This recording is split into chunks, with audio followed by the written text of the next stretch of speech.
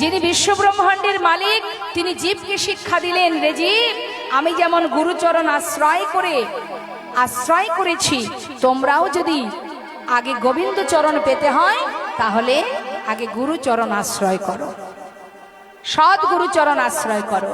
ভগবান নিজে বিশ্ব ব্রহ্মাণ্ডের মালিক হয়ে তিনি গুরুকুলে গেলেন শিক্ষা নেবেন বলে। কোন গুরুকুল?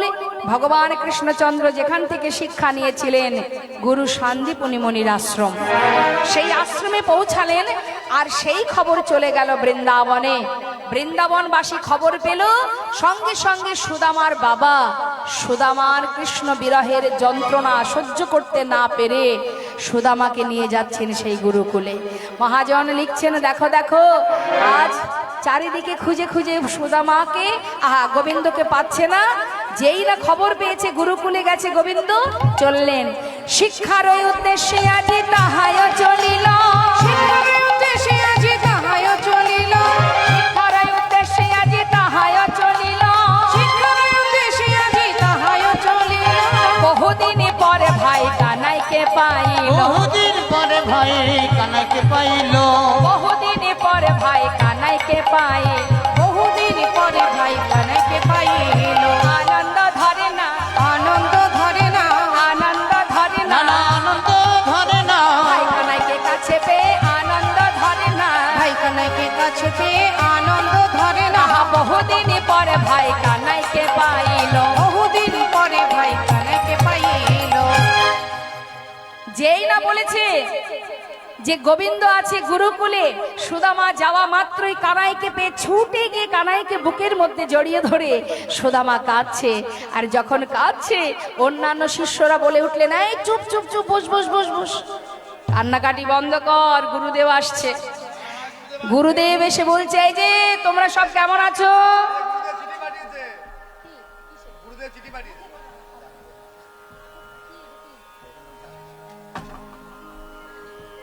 এই সবাই ভালো আছো? হ্যাঁ ভালো আছি গুরুদেব। বেশ। পাঠশালায় সন্দীপনী মুনি এসে জিজ্ঞাসা করলেন, শুনলাম আমার পাঠশালায় 3 জন নতুন ছাত্র এসেছো, এই হাত তোলো, কে কে নতুন এসেছো দেখি। এই যে আমি গুরুদেব। আচ্ছা, তোমরা 3 জন। তা তোমরা 3 জনের মধ্যে তোমার নাম কি? আমার নাম বলরাম। এদিকে এসো, তোমার নাম কি? মনে হচ্ছে কৃষ্ণ। ভালো করে দেখুন, চারিপাশে ঘুরে ঘুরে দেখুন। কিছু করার নেই, এখন এটাই কৃষ্ণ ভাবতে হবে। এই তোমার নাম কি? হ্যাঁ, সুদামা। এই এদিকে এসো। এই যে বলরাম, তুমি যে আমার কাছে শিক্ষা নেবে, কি শিক্ষা নেবে? ওই ধনুর্বিদ্যা। আর এদিকে এসো, তুমি কি শিক্ষা নেবে কৃষ্ণ? ধনুর্বিদ্যা শিখবো না, আর গদাবিদ্যাও শিখবো। আচ্ছা, রাজনীতি শিখবো গুরুদেব, রাজনীতিবিদ্যা শিখবে। রাজনীতি। বেশ, তাই হবে। আর তুমি কি শিক্ষা নেবে? বেদ অধ্যয়ন। দেখো, যারা বেদ অধ্যয়ন করে তাদের কি বলা হয়? বিপ্র। তারা কিন্তু ব্রাহ্মণ নয় মা। শাস্ত্রে আছে, জন্ম জায়তে শূদ্র, জন্মাবার পর তার পরিচয় সে শূদ্র। সংস্কারে না দ্বিজ, যখন উপনয়ন হয় বাবা, যখন পৈতে ধারণ করা হয় তখন বলা হয় তাকে দ্বিজ, তখনও সে ব্রাহ্মণ নয়। তারপর বললেন বেদ পাঠের ভাবেদ বিপ্র, যারা বেদ পাঠ করে তাদের বলা হয় বিপ্র। আর ব্রহ্ম জানন্তি ব্রাহ্মণ। তাই গৌর হরিবল হরিবল। তাহলে এবার গুরুদেব শিক্ষা দিচ্ছে মা, প্রত্যেককে শিক্ষা দিচ্ছে যার যেমন প্রয়োজন। বেদ 4টে, ঋক, সাম, যজু, অথর্ব। এই বেদের আবার ভাগ আছে বাবা, 2টো করে ভাগ, কর্মকাণ্ড, জ্ঞানকাণ্ড। তা যাই হোক, গুরুদেব এবার শিক্ষা দিতে শুরু করেছে, একে একে সবাইকে পড়াচ্ছে। এদিকে হলো কি, গুরুমা হঠাৎ সুদামাকে ডাকলেন, সুদামা শোনো সুদামা, শুধুমাত্র গুরুপাঠে গুরুকুলে বসে শিক্ষা নিলে হবে না, কিছু কিছু কর্ম আছে, আশ্রমে কর্ম করতে হয়। দেখুন বাবা, আমাদের সময় আমরা ছোটবেলায়, তখন তা তো স্কুল কলেজ ছিল না, স্কুল কলেজ ছিল না বলে বাচ্চাদের শিক্ষা দিতে গেলে পাঠশালা গুরুকুলে পাঠাতে হতো। এখন যেরকম স্কুল কলেজ হয়েছে, আগেকার সময় শিক্ষা দিতে গেলে বাচ্চাদেরকে গুরুকুলে পাঠাতে হতো।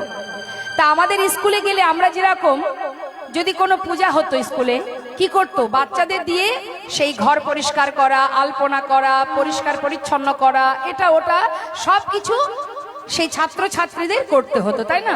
ঠিক আশ্রমেও সেই একই নিয়ম, শুধুমাত্র শিক্ষা নিলে হয় না, সেখানে পাঠ শিক্ষার সাথে সাথে আশ্রমে মানে মন্দিরে, মঠ মন্দিরে কি হয়, বাচ্চাদেরকে সব রকম সার্বিক শিক্ষা দেয়।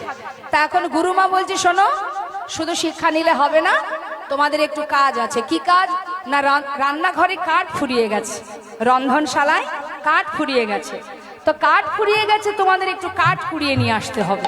যাও, বন থেকে কাঠ কুড়িয়ে নিয়ে এসো। আর কিছু ভিজে ছোলা তোমাদের হাতে দিলাম, আঁচলে বেঁধে দিচ্ছি, যদি খিদে পায় দুজনে ভাগ করে খাবে। সঙ্গে করে কানাইকে নিয়ে যাও, দুইজনে মিলে একসঙ্গে যখন খিদে পাবে ভাগ করে খাবে। হ্যাঁ, ভাগ করে খাবে। গুরুমা কিন্তু সুদামাকে খুব ভালোবাসে। কেন ভালোবাসে? সুদামা যেহেতু বেদ অধ্যয়ন করে, গুরুদেব বলে দিয়েছিলেন সুদামাকে যে কোনো দিন তোমার মুখে মিথ্যা কথা বলবে না, কারণ তুমি হচ্ছ বিপ্র। যারা ব্রহ্ম যারা বিপ্র হয়, যারা বেদ পাঠ করে, তাদের বদন হচ্ছে, তাদের মুখ হলো ব্রহ্ম, তাই এই মুখে কখনো মিথ্যা কথা বলবে না। বেশ, সে কোনোদিন গুরুবাক্য লঙ্ঘন করে না, গুরুদেবের কথা মতো প্রতিদিন যেভাবে গুরুদেব বলে সেইভাবে চলে। আজ কানাইকে নিয়ে যাচ্ছে জঙ্গলে কাঠ কুড়াতে, তো যাচ্ছে মা মহাজন পদাবলীতে লিখছেন, দেখো দেখো কৃষ্ণ আর সুদামারে পাঠাইল বনে, কৃষ্ণ আর সুদামারে পাঠাইল বনে, কৃষ্ণ আর সুদামারে পাঠাইল বনে, কৃষ্ণ আর সুদামারে পাঠাইল বনে, কাটানিতে চলে তারা আনন্দিত মনে, কাটানিতে চলে তারা আনন্দিত মনে, কাটানিতে চলে তারা আনন্দিত মনে। আহায় আনন্দ ধরে না, আনন্দ ধরে না, আনন্দ ধরে না, আনন্দ ধরে না, কৃষ্ণ আর সুদামার আনন্দ ধরে না, কৃষ্ণ আর সুদামার আনন্দ ধরে না, কাটানিতে চলে তারা আনন্দিত মনে। কাটানিতে চলে তারা আনন্দিত মনে। জঙ্গলে গিয়ে কাঠ কুড়াচ্ছে, হঠাৎ শুরু হলো ঝড় বৃষ্টি। চারিদিকে ঝড় বৃষ্টি যখন হচ্ছে, একে অপরকে হারিয়ে ফেলেছে। কানাই দুজনকে হারিয়ে ফেলেছে, সুদামা কানাইকে খুঁজে পাচ্ছে না। এদিকে চিৎকার করে ডাকছে, মহাজন বলছে, দেখো হেন কালে হইল তাহা ঝড় ভয়ঙ্কর, ঝড় ভয়ঙ্কর, চারিদিকে ভরিল ঘন অন্ধকার, চারিদিকে ভরিল ঘন অন্ধকার, সুদামা কানাই, সুদামা সুদামা কানাই, খুঁজে পাচ্ছে না। দুজনকে হারিয়ে ফেলেছে, কারণ বনের ভিতরে তো অন্ধকার বাবা, খুঁজে পাচ্ছে না। চিৎকার করে ডাকছে, কানাই সুদামা, সুদামা কানাই। ডাকতে ডাকতে সুদামা হঠাৎ দেখছে কানাই সম্মুখে, ছুটে গিয়ে কানাইকে যেই না জড়িয়ে ধরেছে, আর একটা গাছের ডাল সঙ্গে সঙ্গে সুদামার কাঁধে এসে পড়েছে। যেই না কাঁধে পড়েছে, গোবিন্দ চমকে উঠেছে, সুদামা, সুদামা তোর লাগেনি তো? সুদামা বলছে, কানাই, কানাই আমার কথা চিন্তা করিস না, তোর কিছু হয়নি তো? বল না, তোর অঙ্গে লাগেনি তো? তোর গায়ে এতটুকু ব্যথা লাগেনি তো? আরে তুই আমার কথা কেন জিজ্ঞাসা করছিস? তুই তো আমাকে জড়িয়ে ধরেছিস, আমার লাগবে কেন? ডাল তো তোর কাঁধে পড়েছে, তোর লাগেনি তো বন্ধু? সুদামা বলছে, কানাই রে, যত কষ্টই আসুক, যত দুঃখই আসুক না কেন, সবচেয়ে বড় কষ্ট তোর যদি কোনো কষ্ট হয়, আমি যে প্রাণের থেকে তোকে বেশি ভালোবাসি কানাই রে, তোকে ছাড়া এক মুহূর্তে আমি থাকতে পারি না রে। আয় আমার সাথে আয়, আমি যতক্ষণ আছি ততক্ষণ তোর অঙ্গে এতটুকু আঘাত আমি লাগতে দেব না। কানাইকে সাথে করে নিয়ে সুদামা ধীরে ধীরে যখন ঝড় বন্ধ হয়েছে, বৃষ্টি চলছে, দুজনে আর কি করবে, একটা গাছের ডালে বসে আছে। একজন বসেছে উপরের ডালে, একজন বসেছে নিচের ডালে। দুইজন দুই ডালে বসে আছে, কানাই নিচে, সুদামা ওপরে। এত বৃষ্টি হচ্ছে, সুদামা মনে মনে চিন্তা করছে, মা যে ছোলা পাঠিয়েছিল, একটু ছোলা খাই, অনেকক্ষণ হয়েছে, খিদে পেয়েছে, আর থাকতে পারছি না। তাই যেটা নিজের আঁচলে বাঁধা ছিল, গুরুমা দিয়েছিলেন, আঁচল থেকে বাহির করে যেই না মুখে দিতে যাবে, হঠাৎ সুদামা ভাবছে, মা যে বলেছিল কানাইকে দিয়ে খেতে, মা আমি যে কানাইকে দেব, কানাই তো নিচের ডালে, আমি দেব কি করে? মনে মনে ভাবছে, এখন তো দুটো খাই, আর কিছু রেখে দেব, গাছ থেকে নিচে নেমে আমি কানাইকে দিয়ে দেব। কি করলো বাবা, একটা একটা করে খাচ্ছে, আর এদিকে সারা শরীর ভিজে গেছে বৃষ্টির জলে, ঠক ঠক করে কাঁপছে, কখনো কখনো নিজের আঁচল থেকে একটা একটা করে নিচে পড়ে যাচ্ছে। এবার পড়তে পড়তে কতগুলো পড়ে গেছে সেদিকে খেয়াল নেই, নিজে কয়েকটা খেয়েছে আর বাকি সব পড়ে গেছে। হঠাৎ করে গোবিন্দ আমার, তার চোখে পড়লো যে নিচে যেন একটা একটা করে ছোলা পড়ছে। নিশ্চয়ই তাহলে সুদামা ছোলা খাচ্ছে, মা যে বলেছিল আমাকে দিয়ে খেতে। নিচে পড়ছে দেখে গোবিন্দ আমার জিজ্ঞাসা করলেন, বন্ধু সুদামা, বলছি মা যে ছোলা পাঠিয়েছিল তোর কাছে আছে ভাই? আমার খুব খিদে পেয়েছে, দে না। সুদামা বলছে, দাঁড়া দাঁড়া দাঁড়া, আমি দিচ্ছি। এই বলে যেই না আঁচলের দিকে লক্ষ্য দিয়েছে, দেখছে একটা ছোলাও নেই। সুদামা ভাবছে, সর্বনাশ, আমি এখন মাকে বলবো কি? আমি খেলাম, কানাইকে দিতে পারলাম না, কানাইকে বলবো কি? এখন কি হবে? না না, সে যদি জানতে পারে আমি খেয়েছি, ওকে দিলাম না, ও কষ্ট পাবে।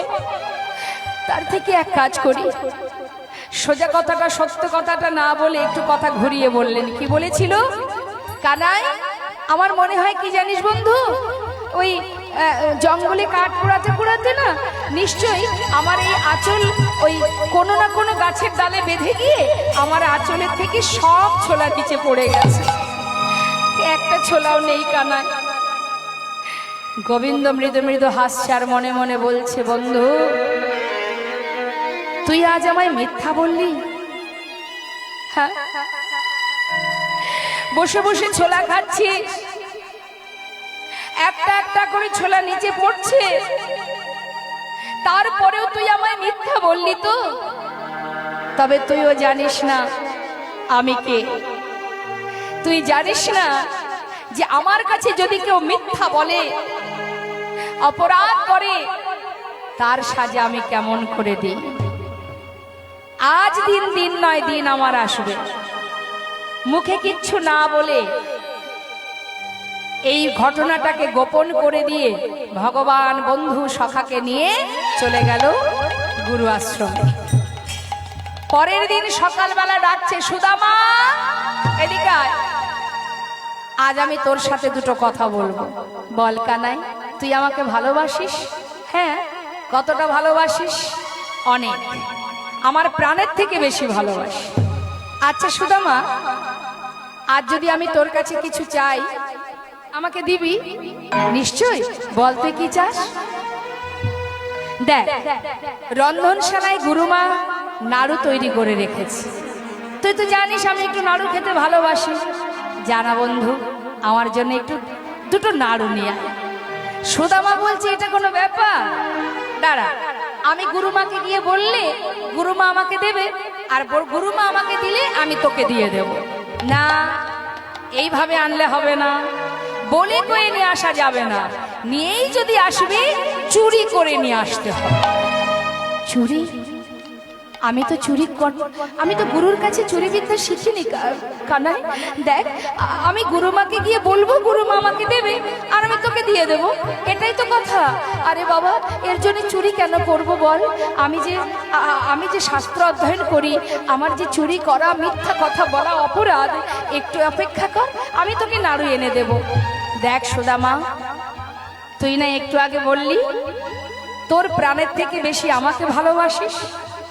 তা যেজন নিজের প্রাণের থেকে বেশি ভালোবাসতে পারে সেজন দুটো নাড়ু চুরি করতে পারবে না? কিরে, এই তোর বন্ধুত্ব? ঠিক আছে, তুই যখন এমন কথাটাই বললি ভাই, তবে আজ আমি তোর জন্য চুরি করতে যাব। কানাই, মাথায় রাখিস, যেটা আমি কোনোদিন করিনি, আজ আমি তোর জন্য চুরি করব, কারণ তুই তাতে খুশি হবি। কানাই, এই দরজার কাছে বসে থাক, আমি ভিতরে যাব। যদি দেখিস গুরুমা আসছে, একবার আমাকে ইঙ্গিত করে জানাস। ঠিক আছে, ঠিক আছে, তুই যা। যেই না গোবিন্দ দরজার কাছে বসে আছে, সুদামা ভেতরে চলে গেল।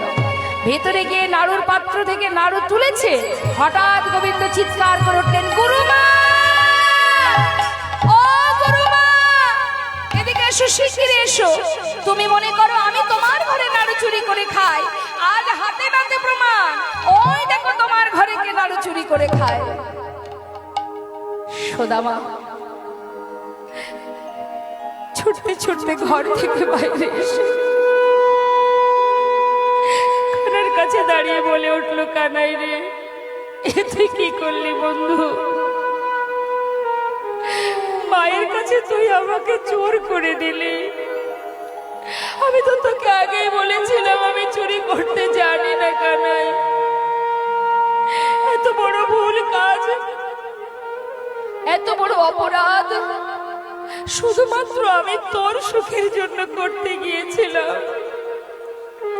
বন্ধু, এ তুই কোন কর্মের সাজা নিলি আমার? বল, আমি কি অপরাধ করেছিলাম তোর কাছে? কেন তুই এত বড় সাজা নিলি বন্ধু? ও কারণে মায়ের কাছে আমাকে চোর করে দিলি কেন? কানাই, আমি যে আমার থেকে তোকে বেশি ভালোবাসি। কানাই রে, তুই কি করলি? কানাই, জানিস কানাই, আমার মা বলে তুই নাকি ভগবান। আমি তো জানি না, বিশ্বাস কর কানাই, আমি জানি না তুই ভগবান কিনা, কিন্তু মা বলে তুই ভগবান।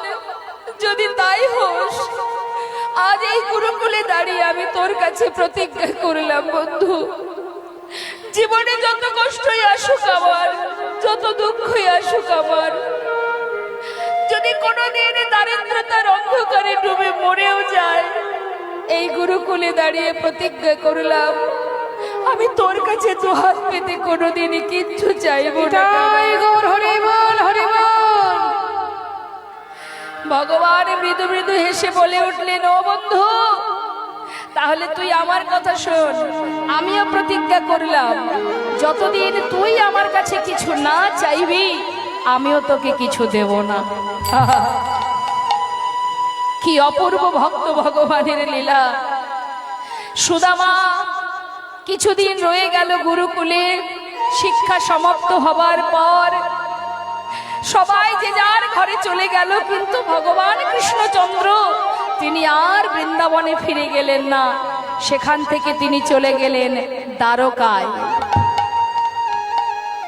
দ্বারকায় গিয়ে সোনার সিংহাসন পেয়ে রাজ সিংহাসনে রাজত্ব করতে শুরু করলেন। রাজা হলেন ভগবান। আর এদিকে সুদামা ঘরে ফিরে গেল।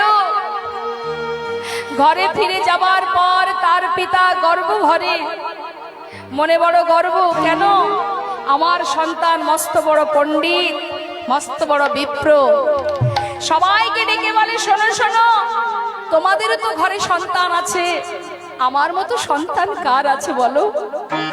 পাড়াপড়শি সবাই বলে, ঠিকই বলেছ, সুদামা শুধুমাত্র তোমার ঘরের গর্ব নয়, সে আমাদের এলাকার গর্ব, আমাদের পাড়ার গর্ব। সুদামার মতো এমন বিপ্র, এমন পণ্ডিত তার ঘরে আছে। এলাকার ছোট ছোট বাচ্চাদেরকে সুদামা একটা ছোট্ট ঘর, একটা কুটির তৈরি করে, একটা পাঠশালা তৈরি করে সেখানে গ্রামের বাচ্চাদের শিক্ষা দেয়। সেখান থেকে যা করি পায় তাতে সুন্দরভাবে দিন কাটে। কিন্তু বাবা, ভগবানের এমন পরীক্ষা,